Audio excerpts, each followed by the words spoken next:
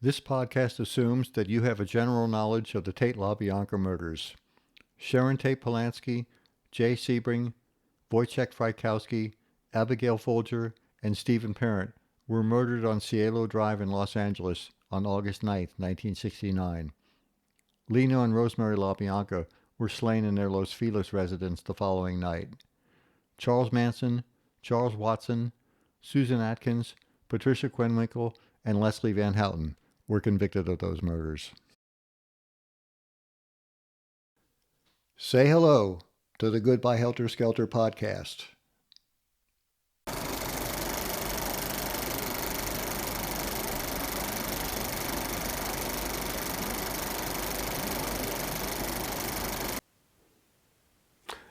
Hi, I'm George Simpson.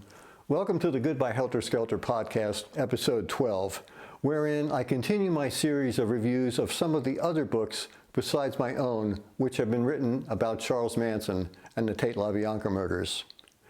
Here, I'm going to look at Chaos, Charles Manson, the CIA, and the Secret History of the 60s by Tom O'Neill and Dan Piepenbring. I actually had read Chaos before working on this review because it got so much attention that people kept asking me about it, wanting to know what I thought. So, why not read it? And I thought the first part of the book was kind of interesting, as O'Neill recounts his early investigative efforts. Many of us have been on that same road. But it's not long before he totally torpedoes his own book. Early on page 41, he writes, in reference to testimony during the murder trial as to whether Manson might have used LSD to alter the perceptions of his so-called family so much that they wouldn't have a negative reaction to committing murder. What no one brought up was how someone like Manson, with little formal education and so much prison time under his belt, had mastered the ability to control people this way.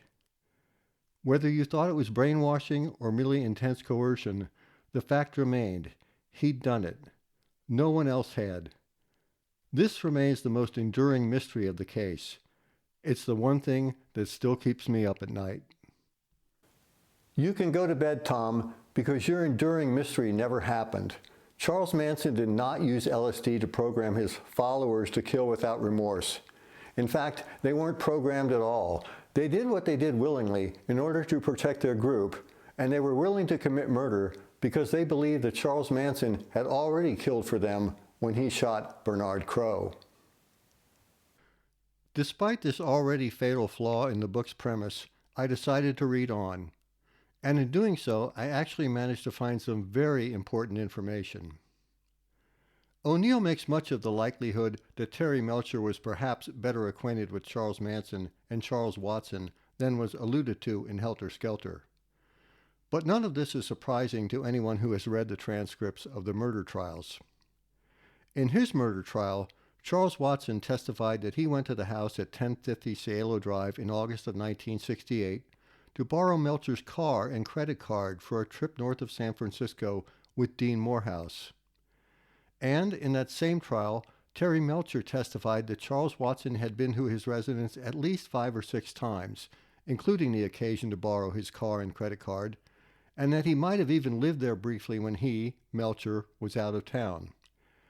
He also said that Watson might have been present the 2 times he visited Spahn's ranch to listen to Manson and his friends sing. Beyond that, there was the famous trip to the Whiskey A Go-Go with Manson, Dennis, Wilson, and Greg Jacobson. And not to mention that Manson himself testified at the trial that he had been to Melcher's house 5 or 6 times, but never inside. So clearly there were considerable relationships between Terry Melcher, Charles Watson, and Charles Manson. But those relationships were not suppressed during the murder trials, as O'Neill implies. That Melcher would want to soft-pedal his relationship with Manson and Watson, however, is understandable, if not honorable. In any case, the number of times that Melcher, Watson, and Manson interacted has no bearing on the case as presented here. The only relevance to any Melcher-Watson relationship is that, as a result of it, Charles Watson knew where Terry Melcher's house was. But the most interesting And the most very important part of Terry Melcher's testimony during the Charles Watson murder trial was when he recalled his visit to Spahn's Ranch on May 18, 1969, to listen to Charles Manson and his friends make music. This is a pivotal incident in the Tate LaBianca saga, for it was at this ranch visit that Melcher's lack of enthusiasm for Manson's music seemingly dashed Manson's obsessive dream of being a show business superstar. But if Manson's dreams of becoming a recording star ended during this audition, was it really because Melcher just wasn't impressed enough with Manson's music that he wanted to record him? Remember, Melcher's taste in successful music ran to clown groups like Paul Revere and the Raiders and the Safely Psychedelic Birds. So, as a purveyor of such commercially safe acts, it's not really surprising that he wouldn't be interested in handling Manson's distinct, innovative, and real musical material. But besides having a different taste in music, there was another reason why Terry Melcher wouldn't give a contract to Charles Manson. What's really interesting and important about the May 18th ranch audition was Melcher's recollection at Charles Watson's murder trial that after the audition he spoke a bit with Manson and discovered that Manson was not a member of either the AFM, the American Federation of Musicians Union, or the AFTRA, the American Federation of Television and Radio Artists Union. Melcher told Manson that he couldn't record in a studio unless he was a member of both of these unions. And Manson replied to Melcher that he wasn't going to join any unions. So let that sink in. Here is Charles Manson, who was supposedly so obsessed with becoming a recording star that he would later order a mass murder partially because of being rejected by the entertainment industry, instead, in reality, rejecting that very industry by his refusal to abide by their strict and constraining rules, even by the simple expediency of joining a couple of unions. In other words, this testimony of Melcher's is proof of what Charles Manson always maintained. The entertainment industry didn't reject him. He rejected it.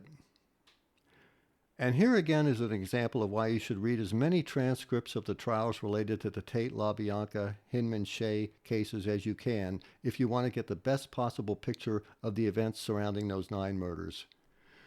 Those transcripts are full of gems that contradict the accepted narrative of the crimes. This remark of Terry Melcher, added almost as an afterthought in his testimony, gives total lie to the generally accepted fantasy that Charles Manson was obsessed with becoming a success in the show business industry. And thus is yet another lie about Charles Manson demonstrated as such. So, if you ever hear anybody say that Charles Manson was insanely driven to be an entertainment superstar, stop listening to that person and never listen to them again. Chaos is an aptly named book because it really is a chaotic mess. O'Neill starts with a faulty premise, namely that Charles Manson used LSD to brainwash his followers into committing remorseless mass murder for him. Then he spends almost 400 pages trying to figure out how Manson did something that he didn't do. This pointless attempt takes the reader from shadowy CIA operatives to LSD mind control experiments, to Hollywood in the late 1960s, to the JFK assassination, to Vincent Bugliosi's closet full of dirty laundry. O'Neill goes to a lot of places without really going anywhere. He interviews people about things that happened 50 years earlier, and he accepts any discrepancy in what a person says today as opposed to what was been believed for 50 years as being the real truth. He rarely takes into consideration that his subjects might be mistaken, fabricating, lying, trying to get attention, or just plain crazy. He cites a possible CIA operative who supposedly called Sharon Tate's photographer from the murder scene an hour and a half before Winifred Chapman discovered the bodies. Okay, I don't care what Sharo Katami says. That didn't happen. The guy wasn't there. And who was this guy?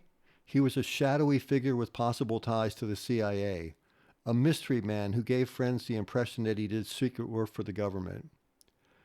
In other words, he was a con man.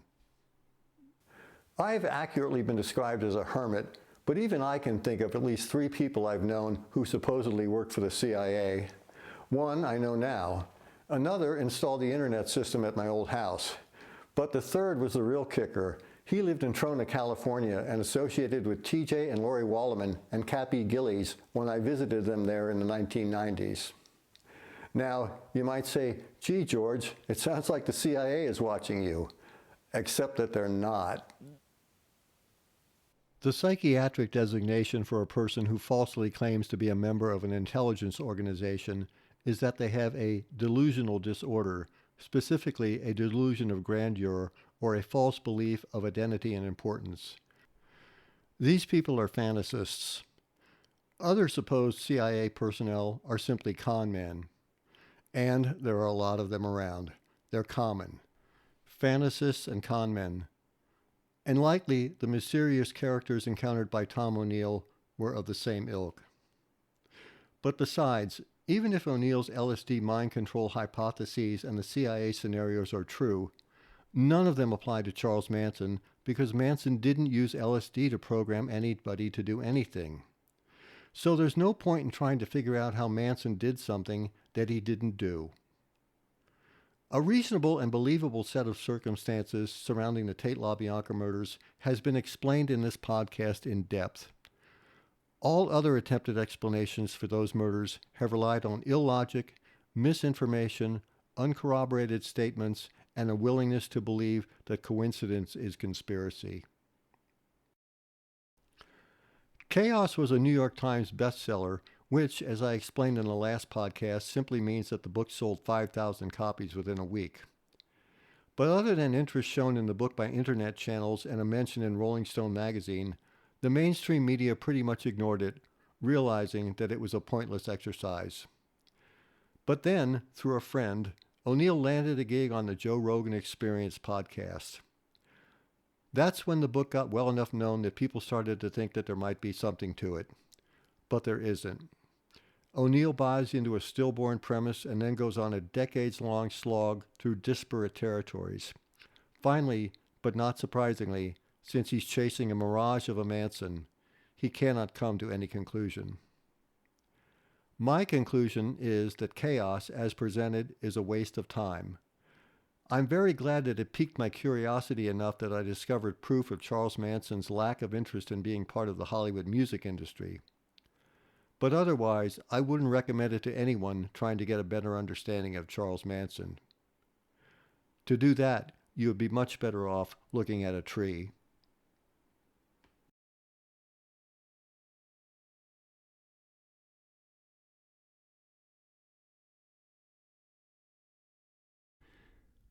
This has been the Goodbye Helter Skelter podcast, the podcast dedicated to the truth about the Tate LaBianca murders, Charles Manson, and more. The views expressed on this program are solely those of the individual speakers, and they do not necessarily represent the thoughts, ideas, or opinions of any other persons either living or dead. Visit our companion website at www.goodbyehelterskelter.com. There you can find more information about this podcast. Also, check out the Goodbye Helter Skelter Facebook page for information on upcoming programs. And let us know what you think by way of contact@goodbyehelterskelter.com. We will address any comments, questions, or concerns on future installments of the Goodbye Helter Skelter podcast.